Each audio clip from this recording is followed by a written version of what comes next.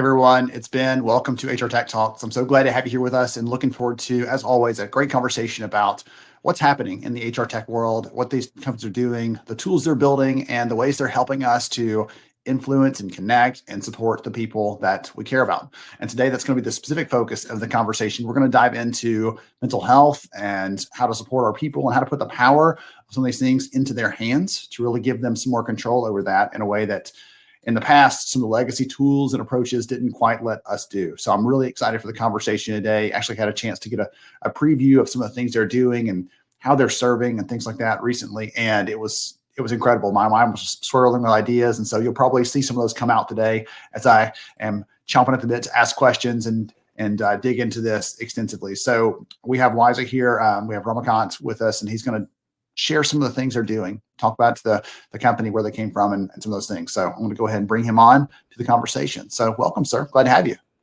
Thank you, Ben, and very, very happy to be here. So thank you for having us.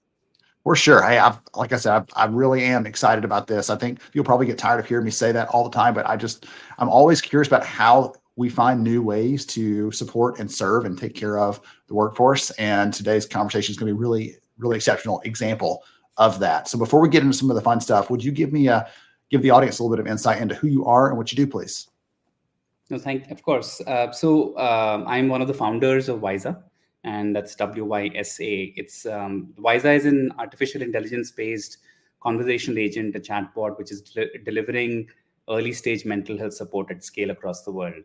And I don't have a background in, I'm not a clinician myself, so I'm not a psychologist, but I think our path into mental health came because of personal need. And I think you'll find that when you speak to a lot of people who do work in behavioral health or mental health, often you adopt a user's perspective or you adopt a caregiver's perspective because you've had friends and loved ones or somebody in your family who's struggled with mental illness or mental health. And once you start seeing mental ill health or illness, you cannot unsee it. And I think our own struggle in terms of getting help and the kind of help we got and the kind of quality of help we got or we were exposed to made us step back and think, saying, hey, there's probably a much better way of doing this. And in a sense, that's how Wysa was born. Excellent. So one of the things that occurred to me as I was digging into the ways you're taking care of people and using some of the, as you mentioned, this is an AI-based chatbot. It's engaging, it's put in the hands of each individual employee so they can have conversations and dive into, and we'll get into more of the mechanics of how it works. But one of the things that struck me is this is like an early warning system or an early detection way to start helping people at the very front end when these things start to occur. And one of the things that struck me is in the medical community, even though you said you're not a clinician, we know that there's been a bigger focus in the last few years on prevention, right? And how can we take care of this before it becomes a big problem? Let's take care of when it's this big. Mm-hmm. But in the workplace, that's not always a priority. We think, oh, now it's a problem, so I'll address it. I'm too busy. And suddenly once it becomes a fire, then we'll go put it out. And I don't know if you have a take on that, what your perspective is on it, but I think this is an opportunity for us to really lean into and learn some lessons from what's working over on that side of the field and start to bring it into this space. What's your thought on that? No, absolutely, Ben. And I think COVID has changed things dramatically because there may have been a situation where people say, look, it's not a problem yet, I'm not going to fix it. But the moment I think the pandemic hit us and juggling so many balls in the air, worrying about your health of your loved ones, financial anxiety, job stress, juggling all those balls, kids at home, I think everything together, it reached a point where I'm sure any employer couldn't ignore mental health anymore. And it became completely front and center and said, look, we need to do something about it. We need to do it now. And existing systems don't work. I mean, how would you go and see a face-to-face therapist in a situation where you can't leave home? So digital mental health suddenly becomes top of the priority. And we started seeing huge amount of inbound interest from employers, from public health agencies, from providers, insurers, saying, look, we've heard about what Wysa can do. And I think Wysa was launched in 2017. So it's in its 5th year now, more than 5 years since it's been live. We've served 4 million people across 65 countries, had 500 million conversations on the platform. So it's a solution which has gotten to a certain sense of maturity. It's probably the largest in the world in this particular space. And when people hear about that, when people find out what it can do, I think there's this huge amount of interest in saying that existing systems are broken. Even EAP provides a fantastic service in some cases, employee assistance programs. and but take up is very low. Even in the best of times, take up is around 2 to 3%. You know that maybe 90% of your 100% of your workforce is going through stress. So what happens to the balance? And I think that's where solutions like Wysa come in, and they also start providing support much earlier than clinical support, and start addressing what we call the missing middle of mental health, which is the subclinical, which don't meet threshold criteria for inclusion into therapy, but yet people are in distress and they need something and they need help. That's where Wysa comes in. One of the things that occurred to me is in the research we did at the end of last year, we found that 1 out of every 2 workers has said in the last 18 months, I've thought about quitting my job because of stress and mental health and those things that are all wrapped together. And you're talking about these millions of conversations that are happening right on the platform there.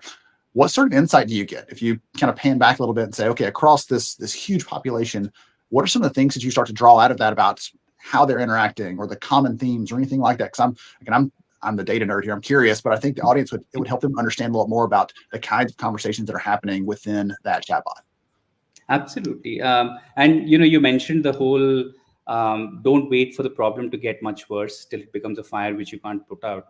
And that's pretty much what we find in the data which we see. And users stay anonymous. Like on Wysa, you can give yourself a nickname and you can start having conversations. You deliver or you get access to cognitive behavioral therapy and you stay nameless. So we had users, for example, who sent us a review saying, I did an entire session of CBT in front of the television with my family and nobody knew. So that's the kind of privacy or anonymity which you can create with a platform like this. And even in terms of what people say, because you have these millions and millions of conversations, you see a lot of information and a lot of need happening at the subclinical level. So which is squarely within that missing middle of mental health. People talk about things like sleep. People talk about things of like productivity. And you mentioned quitting jobs because things are getting too much. That comes up very often. Sleep, I would say, is one of the most common things people complain about, and it's also one of the things which it's very easy to have a conversation around because people want to talk about and find out how to sleep better, and it's usually a gateway into then having deeper and more serious conversations on what's really troubling them. But the first indicator or the first signal literally is disturbed sleep. So you can almost think of it like a pathway or a gateway into a serious mental health related conversation, but it starts in a very non-contentious, non-judgmental, non-controversial manner. How often are people actually interacting with this? Is it like most people never even touch it? It's just one of those benefits like the EAP that's sitting there, or are people really engaging with it and doing it consistently? We've, I think, learned as we've gone along. So now I think we serve around 30 odd partners across the world, including large public health agencies. But in the employer context, when you're supporting HR and benefits managers and employees, what we found is that continuous engagement helps, or continuous outreach helps. And we're able to hit in certain medium-sized employers with the right culture, awareness around mental health. We can cross 50% activation rates. So 1 in 2 people actually end up taking the service and using it, which is an order of magnitude higher than what they would do with any other service. And even in large employers, so we serve multinationals who have 60 countries across the world. Even there, we see 15 to 20% activation rates. So you can see that a lot of people use it and trial it. But I think, like to point out that the way people use mental health services is different from probably what they use other benefits for. So usage is episodic, right? You have a problem, you have an issue, you want to talk about it. And if you remember, you will reach out for help and you'll have that conversation. But after some time, hopefully the need will go away, it is addressed, and you will stop. And so we see that usually usage is around at that 12-week mark, but a lot of people end up using it. So I think the advantage is that I see high engagement when the person is in need, and enough people know about it and reach out for help even at 4 in the morning. You can have that conversation at 4 a.m., which you can't when you have a therapist. So. Yes. Well, you used the word subclinical earlier, and if I'm not a clinician myself, but I'm thinking that's things that are just below what the threshold is that drives you to go and actually reach out for an interaction with a real person. Is that correct? Correct. Okay. And So things like if you use assessments like PHQ-9 for depression or a GAD-7 for anxiety, these are standardized assessments. Then there would be certain threshold criteria in terms of the scores, which you would say beyond this, the person needs clinical support or needs to seek help. But below that, it is safe to offer self-help. and Wysa can operate in that context. So we are very careful on that, saying that we are operating in the wellness zone. We don't go into the clinical territory as much as we can. Interesting, because I'm thinking through the lens of this is efficient, this is effective, it puts it in the hands of people, but as you said, it's also that threshold for safety, right? These things are things that we can coach you on, we can guide you on, we can have a little bit of a back and forth dialogue to help you draw out the things that are truly bothering you and allow you to think through those clearly, so you can sort out the pieces and parse out maybe how I do feel about this, what are my emotions, without it being at the level of, this is something that really does need an intervention. We need someone to speak with you, because this is something that's, we're not sure that we can give you the right amount or degree of support that you need with that. I think that's really an important distinction there. It's not, and it's also, you mentioned safety. Yeah, you mentioned safety. Sorry, I just wanted to make one point, which is that it's also very important when we thought about and when we designed Wysa, we said that you can't have just one more point solution, which is operating in isolation of everything else which an employer would have built up or built in. And there is an entire ecosystem of support which probably exists for most large employers. And what we wanted to do was create some kind of a front door, saying that you have a place where people can engage early and they can engage episodically at 4 a.m. if they want to. But when you find out that they're actually in extreme need or they're in need of something which is more advanced, you hand them off. So what we do is we build these custom escalation paths within the AI chatbot, which, for example, if I take an assessment and I score above a certain threshold, Wysa, in the form of a chubby little penguin, will pop up and saying, "Hey, I think, Ramakant, you probably need to speak to somebody. Here is a list of resources you can call." Or I might say something in the chat which suggests that I'm in extreme distress.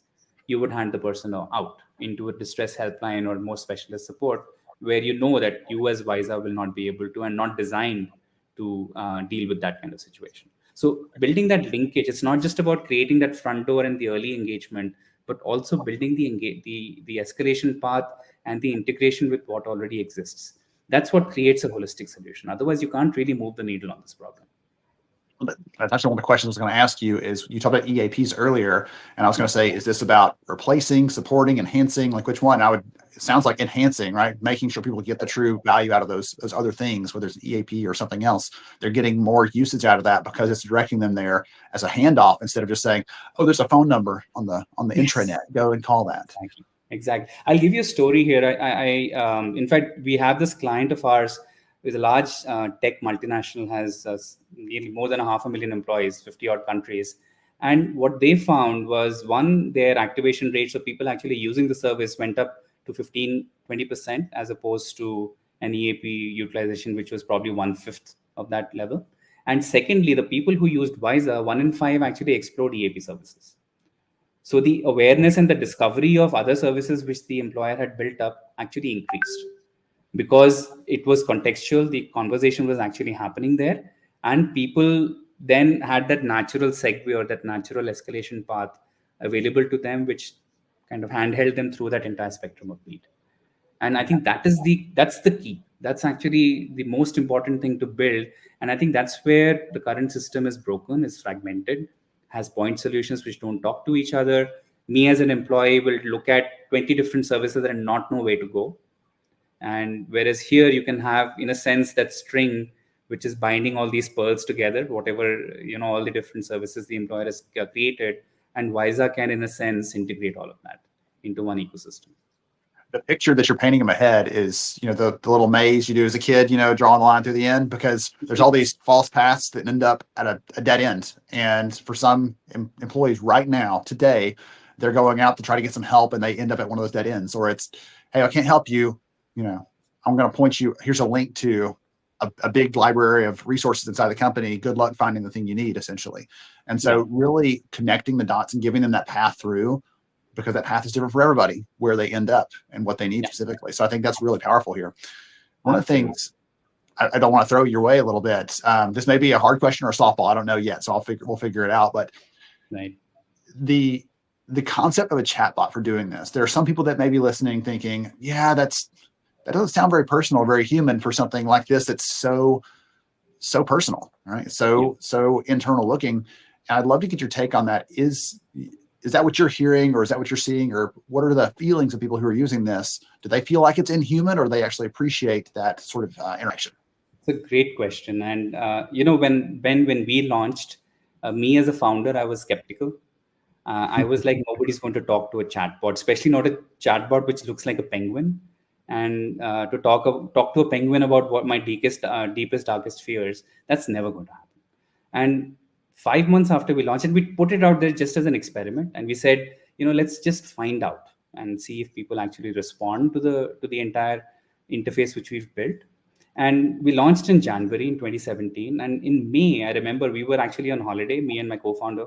We were also married to each other, so we were in the mountains, and we got this email from this 13-year-old girl who could not report into or couldn't reach us in any other way. She used a button which is typically used to report issues in the app. And I'll never forget what she said. She said, I'm 13, I have depression, and I tried to commit suicide. I have no one else to talk to. You're the only thing which is helping me hold on. So thank you. And when that happened, more than 200 people since then have written to us saying that this has helped talk them off the ledge. So being there at 3 in the morning when there's nobody else to talk to, your friends and loved ones may not pick your call up, your therapist is not available, at least there is something. There is some safe space where you can, and it is written by clinicians, it is clinically safe. We go through a lot of testing to make sure that this is clinically robust and safe. So having an anonymous safe space where people can actually talk about things which are bothering them sometimes can make that difference. And I think that is the day when I personally started believing that this can actually work, and it can create that support mechanism or that safety net where some often nothing else exists.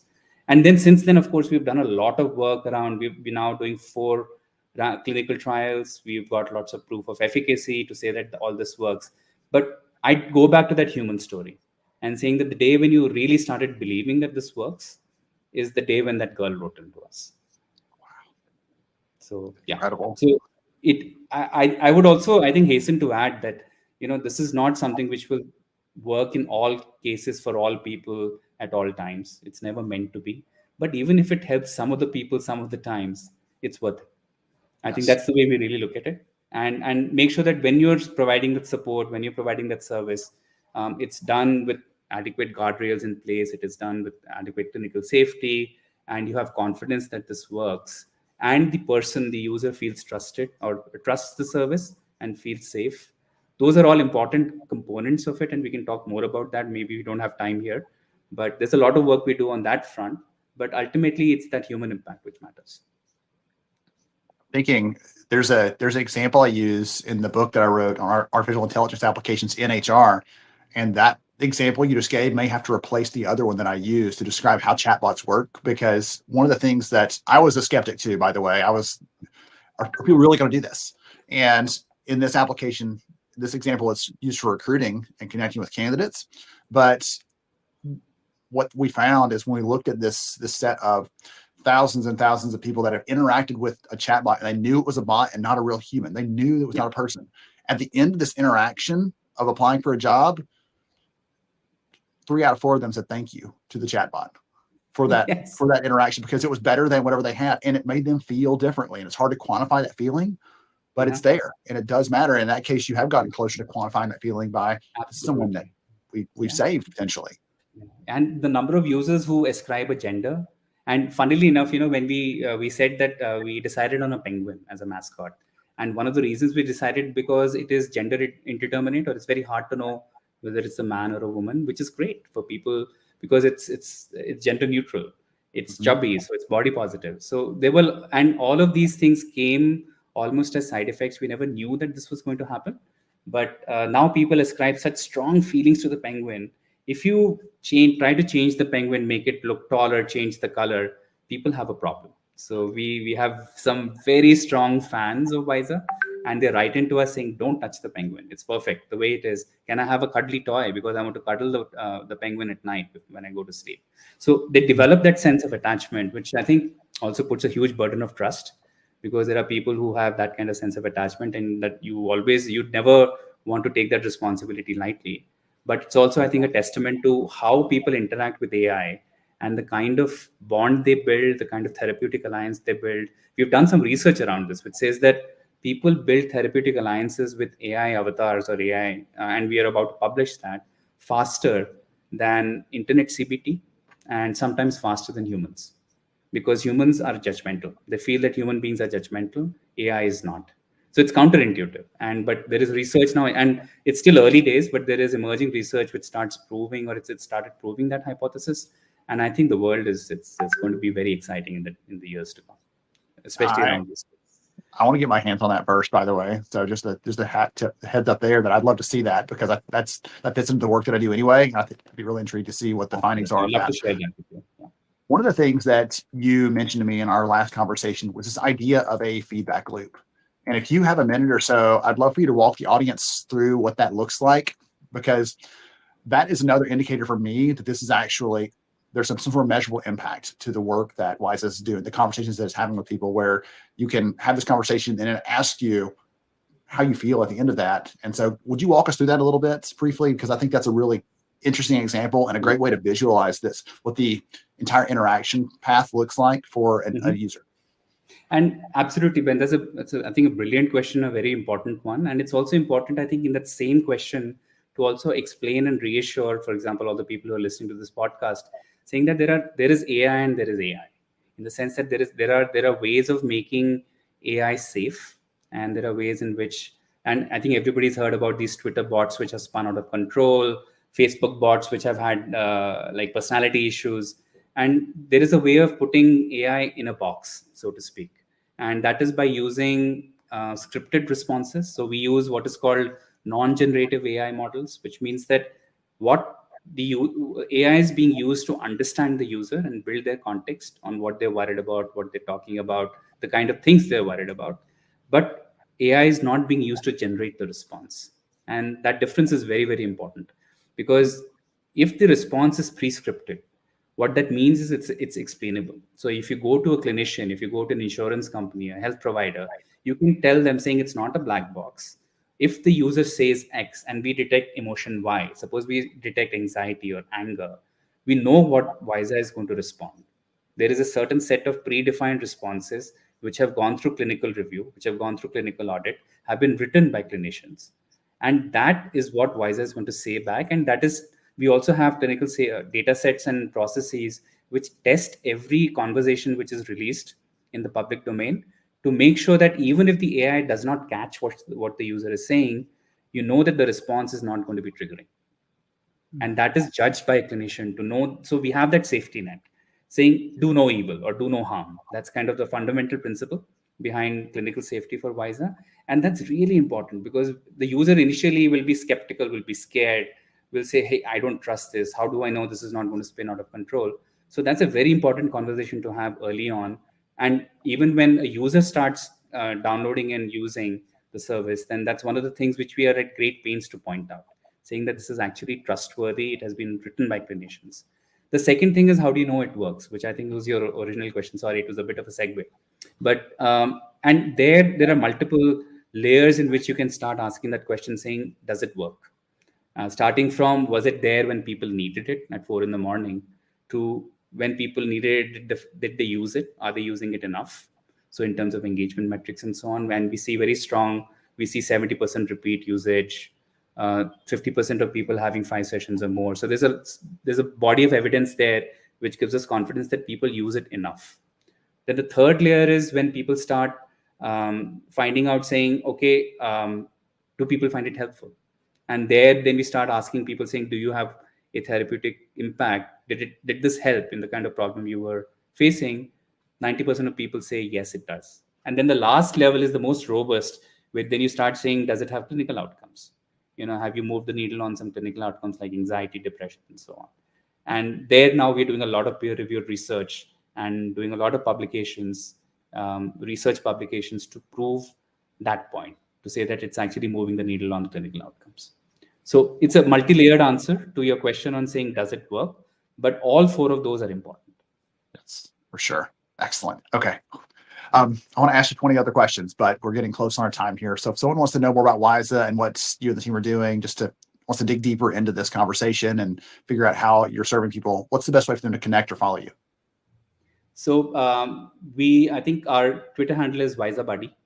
So please connect with us there. We are on LinkedIn, and my email is ramakant@wysa.ai.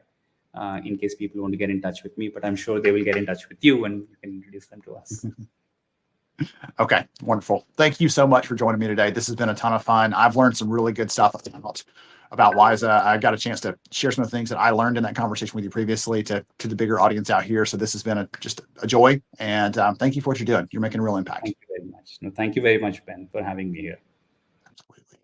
Everybody else out there, I hope you enjoyed today's episode. Take some time today, think about the mental health of your people, how you can serve them, how you can support them, because as the data kind of indicated, there's so much opportunity to take care of them. And they're based on the research we have, people are saying, please listen to me, please pay attention to me. And we do have a chance to save them. We have a chance to embrace what they're asking for. One thing I did not throw out there for Ramakant in the data we had collected were the top 2 things that employees said that would make them use one of these mental health apps or tools in the workplace. The top 2 things: confidentiality, and you heard that in the conversation today, and ease of use, accessibility. So putting it into their hands. Don't make me go out of my way to find this. So some good tips and suggestions for you there. Thanks for joining us on HR Tech Talks. I am Ben Eubanks, and I will catch you next time.